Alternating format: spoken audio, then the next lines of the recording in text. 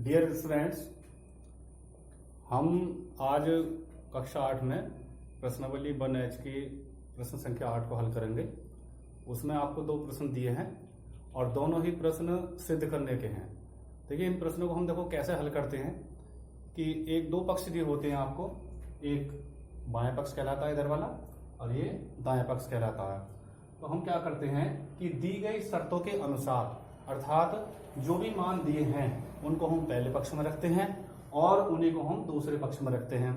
यदि वे दोनों पक्ष बराबर आ रहे हैं तब प्रश्न सिद्ध हो जाता है और कह देते हैं हम कि हमारा प्रश्न सिद्ध हुआ या सत्यापित हुआ। दोबारा समझ लेंगे, हम प्रश्न में क्या करेंगे।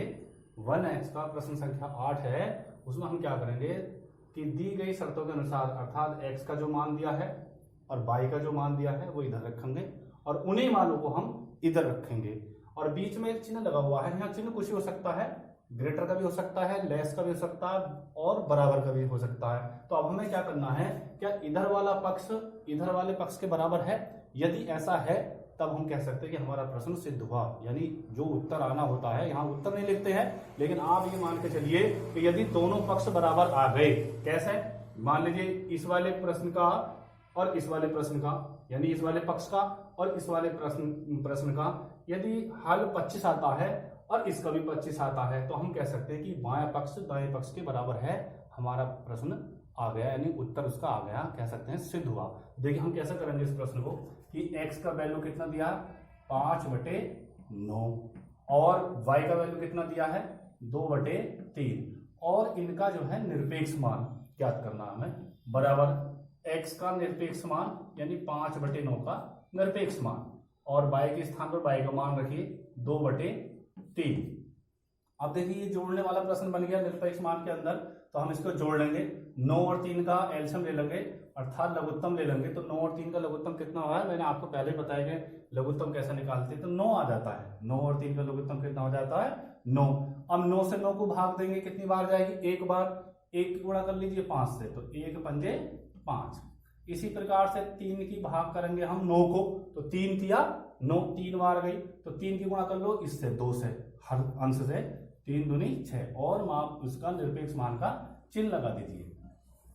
अब हम जानते हैं, देखो किसी संख्या का निरपेक्ष मान निकालना है तो उसको हम धनात्मक में लिख लेते हैं और हालांकि इसमें अंदर प्लस का चिन्ह लगा हुआ है। ऐसे ही 2/3 का निरपेक्ष मान कितना होगा, 2/3 ही आएगा।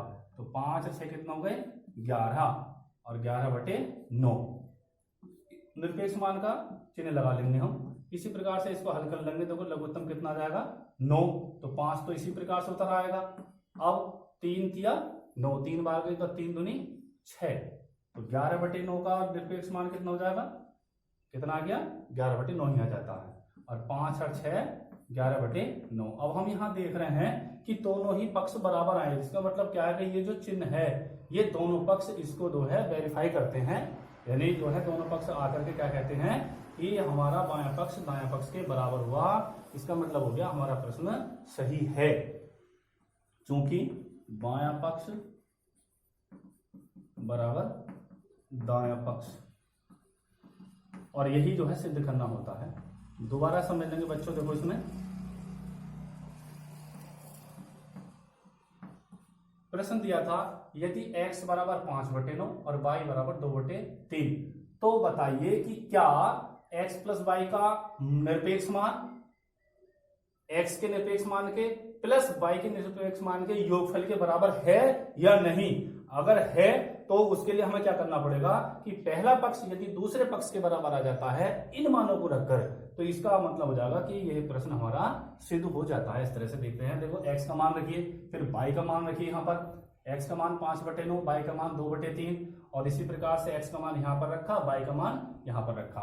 अब हमने देखो इसको जोड़ने का सवाल बन गया, अंदर निरपेक्ष मान के अंदर 9 और 3 का लघुत्तम ले लिया, 9 आ गया, तो 5 तो ऐसे ही आ जाएगा, 3 तिया कितना हो जाएगा 9 और 3 की गुणा करेंगे अंश से, 3 दूनी 6, तो 5 और 6 11/9, तो 11/9 का निरपेक्ष मान 11/9 ही आ जाएगा। इधर आ जाइए, तो इसी प्रकार से 5/9 का निरपेक्ष मान 5/9, 2/3 का निरपेक्ष मान 2/3। अभी हमने देखो यही प्रश्न जो है निरपेक्ष मान के चिन्ह के अंदर हल किया था। अब यहाँ पर आकर विदाउट निरपेक्ष मान के चिन्ह के इधर है, यही भिन्न का सवाल जोड़ने का बना हमारा, तो इसका भी कितना आ जाएगा 11/9। यदि बायां पक्ष दाएं पक्ष के बराबर हो जाता है तो क्या होगा, हमारा प्रश्न सिद्ध हो जाता है।